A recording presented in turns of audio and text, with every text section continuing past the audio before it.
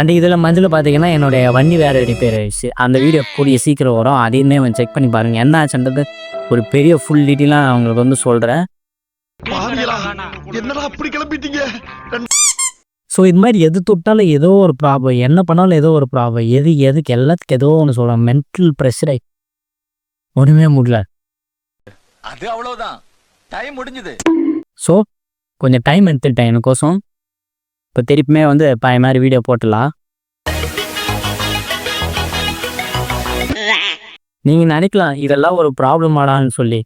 But என்னுடைய சுச்சுவேஷனில் இருந்தால் தான் உங்களுக்கு அது புரியும். எல்லாருக்குமே அவங்க பிரச்சனை இருக்குது.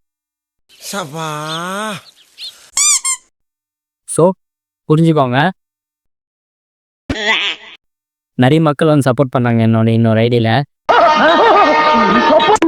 ஸோ இந்த வீடியோஸ்க்கு எல்லாமே சப்போர்ட் பண்ணுங்கள். தேங்க்யூ.